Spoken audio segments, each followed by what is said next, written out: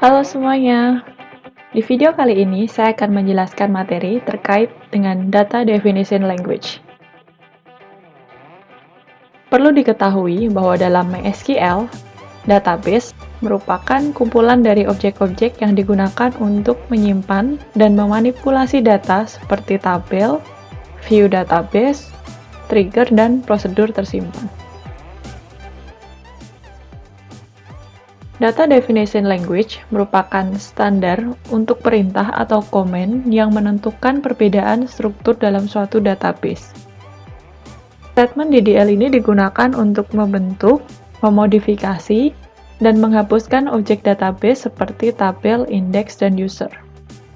DDL juga dikenal sebagai Data Description Language dalam beberapa konteks. DDL menjelaskan field dan record dalam tabel database.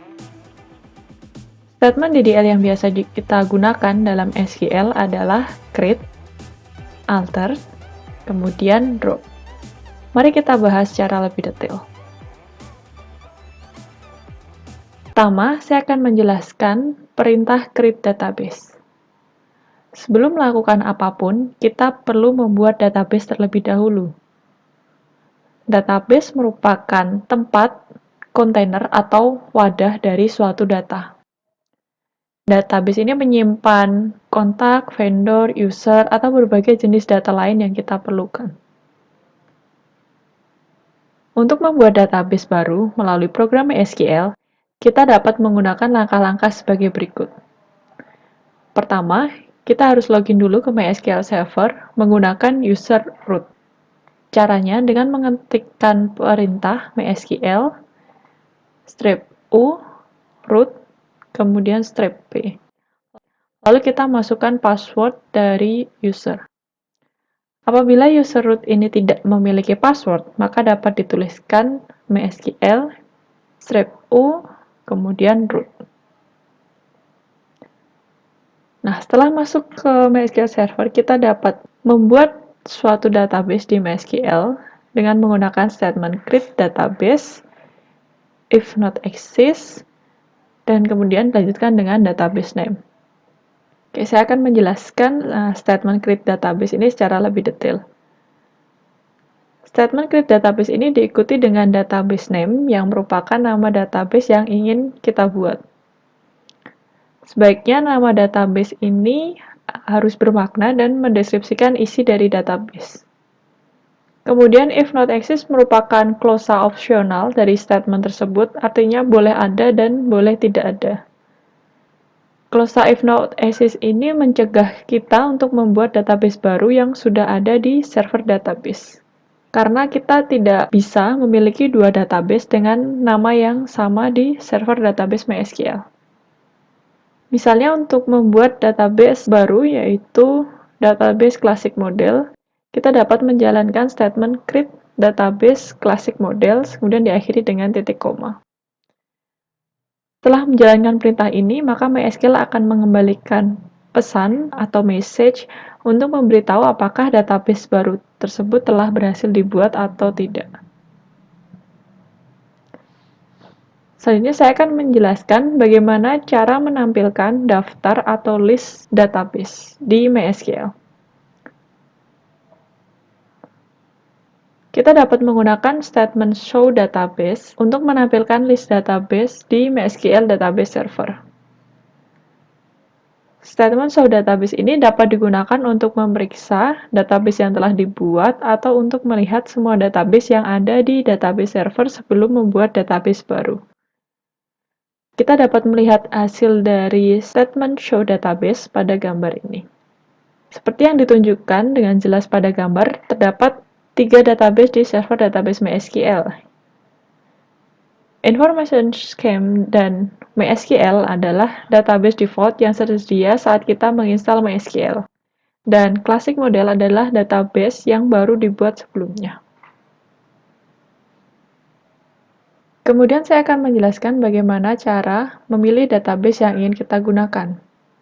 Untuk mulai menggunakan database, kita harus memberitahu MySQL database mana yang akan digunakan dengan menggunakan pernyataan use, kemudian diikuti dengan database name. Misalnya kita akan memilih database sampel classic models menggunakan statement use seperti berikut ini. Jadi use kemudian diikuti dengan nama database yaitu classic model. Setelah database ini terpilih, maka semua operasi seperti membuat query data, membuat tabel baru, atau memanggil prosedur tersimpan yang dilakukan akan berdampak pada database saat ini yaitu database classic model. Statement kedua adalah perintah alter database. Statement alter database digunakan untuk mengubah, memelihara, atau memulihkan database yang sudah ada. MySQL menyediakan fungsi alter yang digunakan untuk melakukan perubahan ke desain database yang sudah ada. Perintah alter ini juga digunakan untuk mengubah database, kemudian mengubah tabel, view, atau objek database lain yang mungkin perlu diubah selama siklus hidup database. Untuk alter database syntax dapat dilihat pada gambar di bawah ini. Jadi untuk perintahnya alter, kemudian database atau skema yang lain seperti tabel, kemudian diikuti dengan database name, kemudian alter specification-nya. Misalnya kita ingin mengubah karakter set, kemudian collect, ataupun encryption-nya. Statement yang ketiga adalah drop database. Drop database digunakan untuk menghapus database. Menghapus database ini berarti kita menghapus semua tabel yang terdapat dalam database dan database itu sendiri secara permanen. Oleh karena itu, sangat penting untuk menjalankan query ini dengan ekstra hati-hati. Untuk menghapus database, kita dapat menggunakan sintaks berikut ini. Drop database, kemudian diikuti dengan if exists, dan diikuti dengan database name, atau nama database yang ingin kita hapus. Sama dengan statement pada create database, if exists ini merupakan bagian opsional dari statement tersebut. Jadi, klausa if exists ini digunakan untuk mencegah penghapusan suatu database yang tidak ada di server database. Untuk mengimplementasikan statement drop database, kita dapat lakukan dengan menggunakan database baru. Kita buat database baru, kemudian kita pastikan bahwa database tersebut telah dibuat, kemudian kita akan menghapusnya. Contoh query yang dapat digunakan dapat dilihat pada gambar berikut. Baris pertama digunakan untuk membuat database TempDB menggunakan statement create database, kemudian baris kedua menampilkan semua database yang ada di MySQL Server menggunakan statement show database, kemudian yang ketiga menghapus database TempDB menggunakan statement drop database. Selanjutnya, saya akan membahas tentang tabel di MySQL. Tabel merupakan objek database yang memuat semua data atau informasi dalam database. Untuk membuat tabel baru dalam suatu database, kita dapat menggunakan statement create table. Statement create table adalah salah satu statement paling kompleks di MySQL. Berikut ini ilustrasi sintaks versi sederhana dari statement create table. Create tabel, kemudian if not exists, kemudian diikuti dengan table name, dan kemudian tanda kurung yang diisi dengan kolom list, yaitu daftar kolom, dan yang terakhir menspesifikkan storage engine yang digunakan. Pertama, tentukan nama tabel yang akan dibuat setelah klausa create table.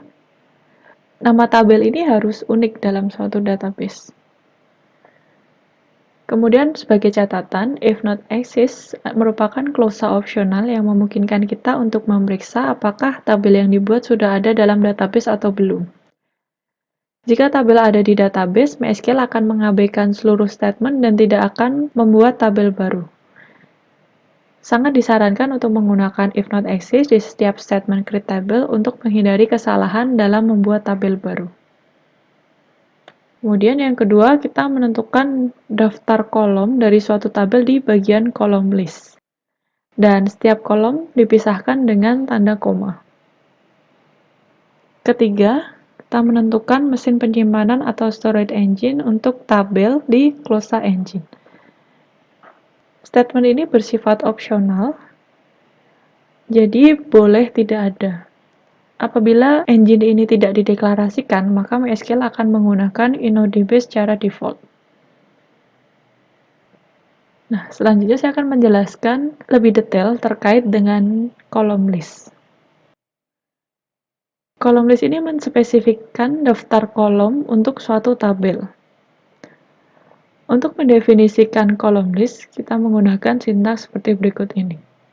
Jadi setiap kolomnya didefinisikan kolom name-nya, kemudian tipe datanya, kemudian panjang datanya, jadi maksimum panjangnya, kemudian dispesifikan not null, default value, atau auto increment. Dan ini bersifat opsional. Yang wajib ada adalah tipe data dan panjang maksimumnya.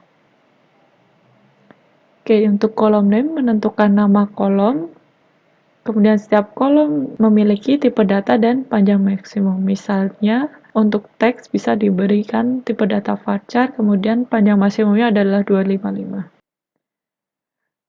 Kemudian untuk not null, default value, dan auto increment ini bersifat opsional.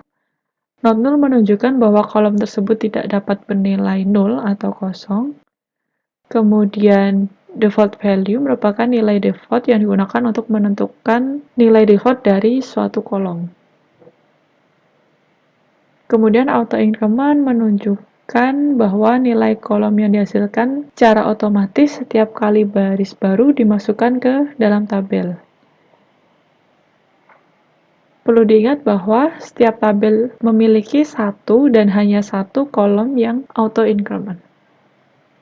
Selanjutnya, untuk menetapkan kolom atau sekumpulan kolom sebagai primary key atau kunci utama, kita menggunakan sintaks seperti berikut ini. Primary key, kemudian kolom yang akan menjadi primary key. Selanjutnya, statement berikut ini menunjukkan bagaimana cara membuat tabel baru. Misalnya, kita akan membuat tabel baru yang disebut dengan tabel task dengan struktur sebagai berikut. Jadi, memiliki task ID, title, start date, due date, status, priority, dan description dengan tipe data yang sudah tercantum dalam gambar ini. Kita dapat membuat tabel ini menggunakan sintaks SQL seperti ini.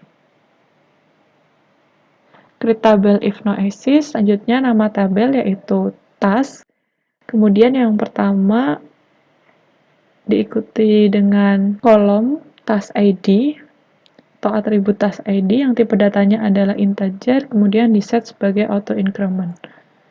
Kemudian title, tipe datanya adalah varchar dan panjang maksimumnya adalah 255 dan diset sebagai not null. Selanjutnya ada start date dan due date dengan tipe datanya date.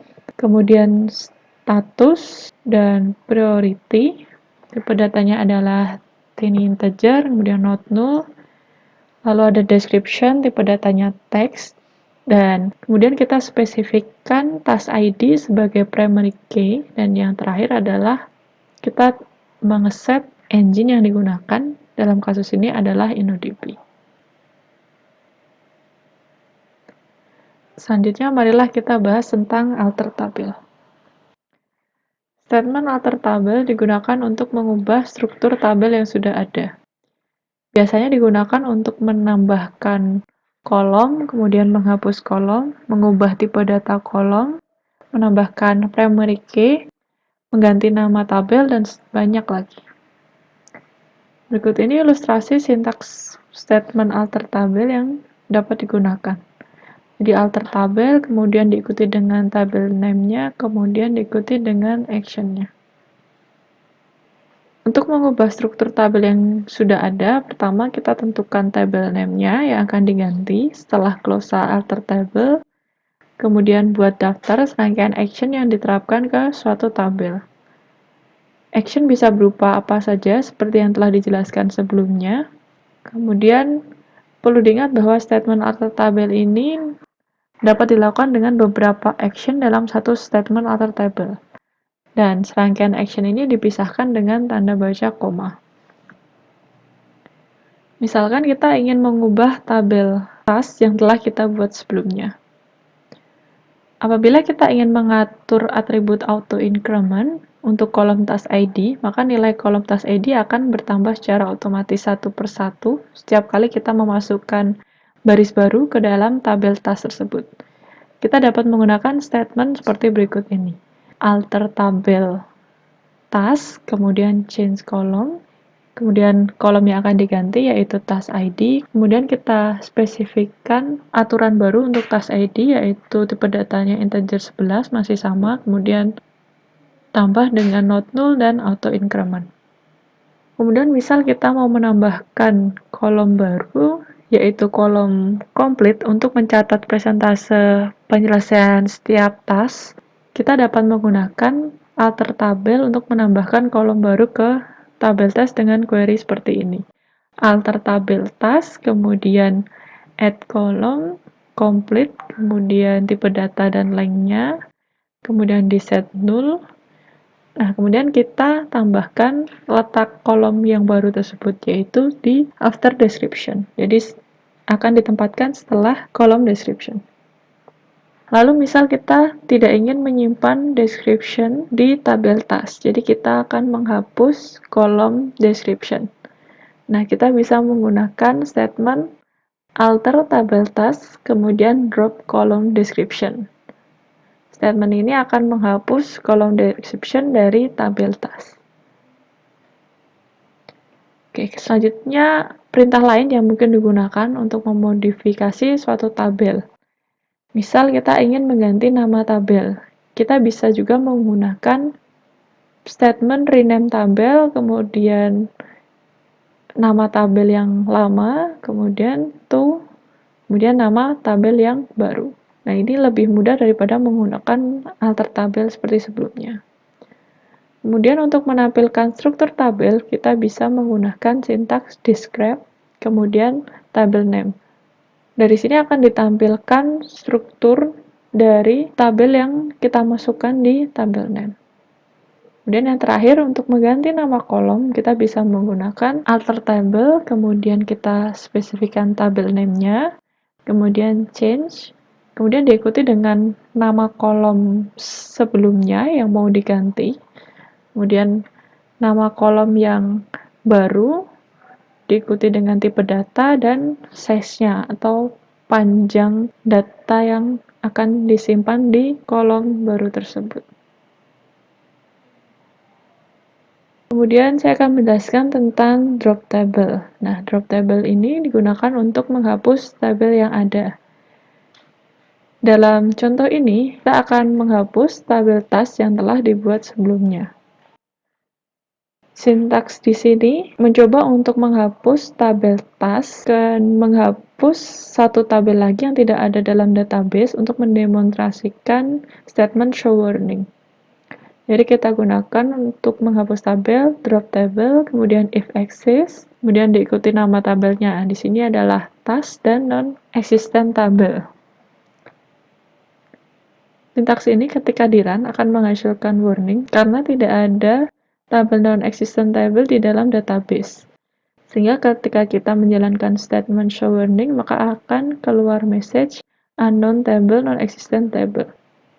Karena di database ini tidak ada tabel non-existent tabel tersebut.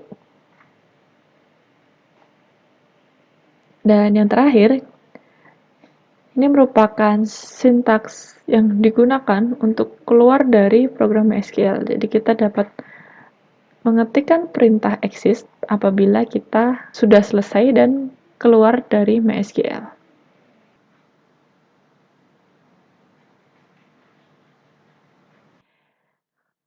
Baiklah, saya rasa cukup untuk penyampaian materi terkait data definition language. Selanjutnya saya akan tunjukkan tutorial menggunakan statement tersebut di MySQL secara singkat. Untuk menggunakan MySQL, awalnya kita buka dulu SAM control panelnya, kemudian kita jalankan service Apache dan MySQL. Setelah sudah berhasil running, selanjutnya kita klik Shell ini untuk menampilkan command prompt yang dapat digunakan untuk memasukkan statement MySQL.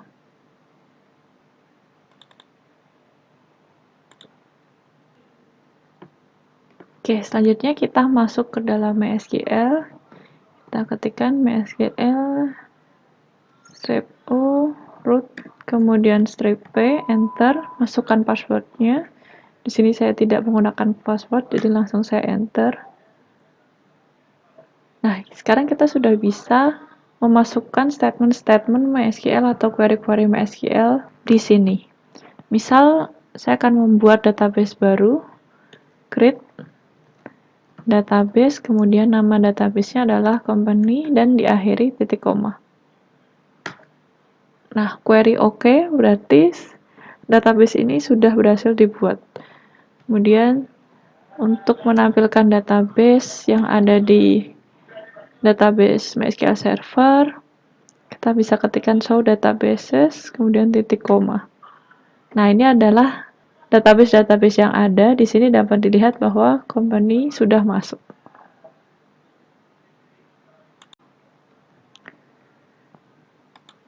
Oke, kita juga bisa menggunakan browser untuk masuk ke MySQL. Caranya kita ketikkan 127.110, kemudian php myadmin. Oke, jadi kita akan masuk ke halaman php myadmin, fetch me myadmin. Oke, kemudian tadi kita sudah membuat database baru yaitu company. Nah, untuk menggunakannya kita dapat mengklik database company tersebut. Kemudian kita bisa create table menggunakan GUI ataupun menggunakan SQL. Nah, di sini misal kita akan membuat tabel baru, create table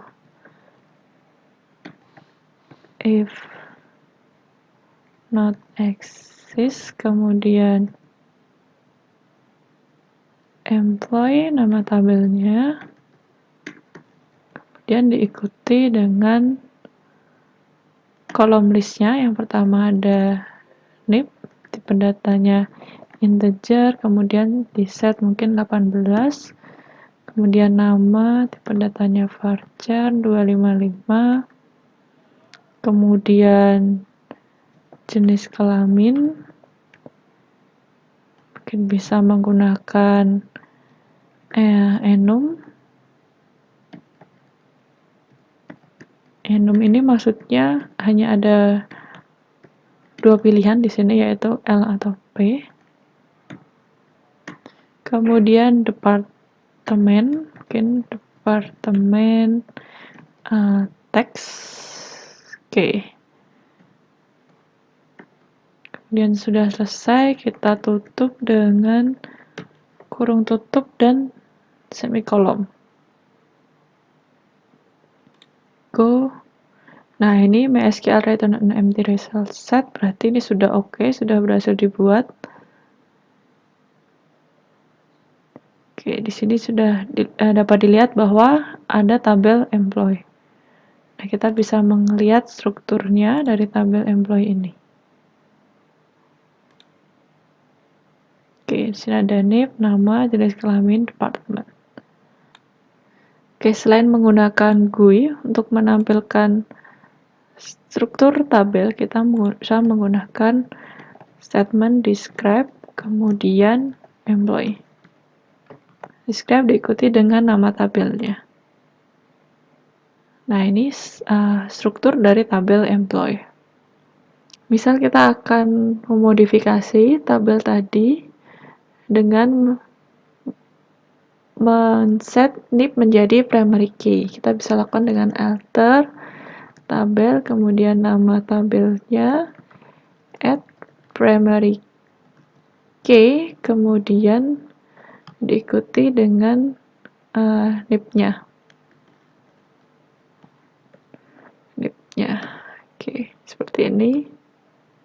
Ini untuk meng-set primary key di atribut NIP. Oke, Kita lihat strukturnya. Nah, di sini NIP sudah menjadi primary key, ditandai dengan adanya tanda kunci di sini.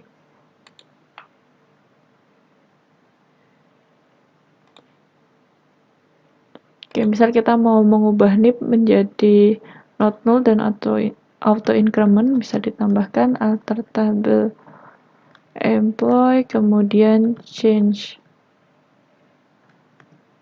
column, misal saja nama kolomnya NIP. Nah, misal kita ganti namanya menjadi nomor pegawai, kemudian tipe data yang baru integer 20, dan diset sebagai not null dan auto increment.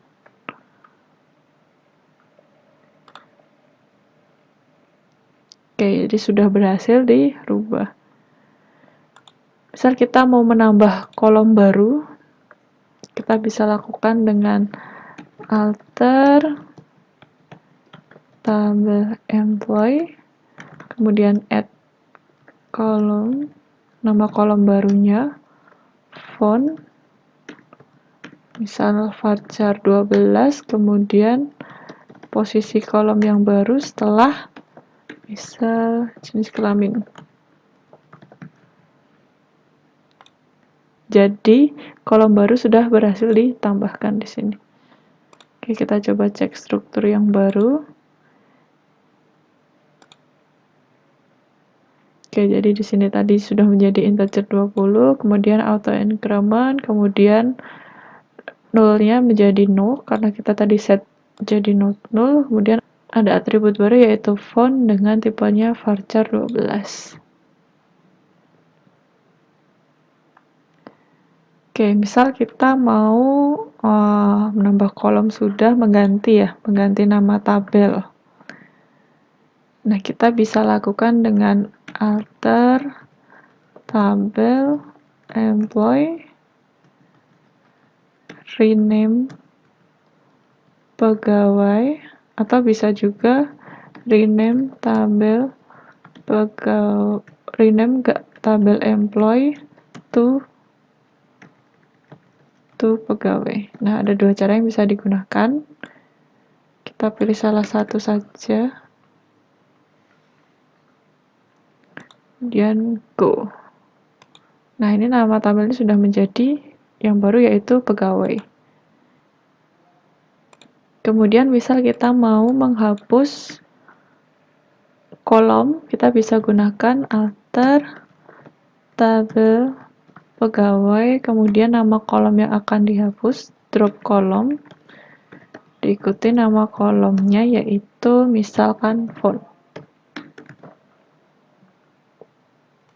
Next, do you want to execute? Oke. Nah, ini kolom fontnya sudah berhasil dihapus. Kita coba cek ke strukturnya apakah masih ada.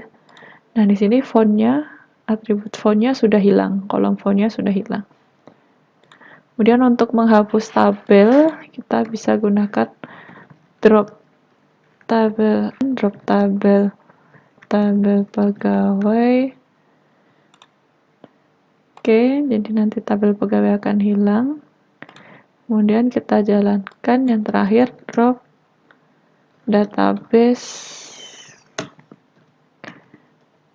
company. Jadi database-nya akan dihapus. Oke, jadi database company sudah tidak ada. Oke, sekian untuk video kali ini terkait data definition language. Terima kasih sudah menonton dan sampai jumpa di video selanjutnya.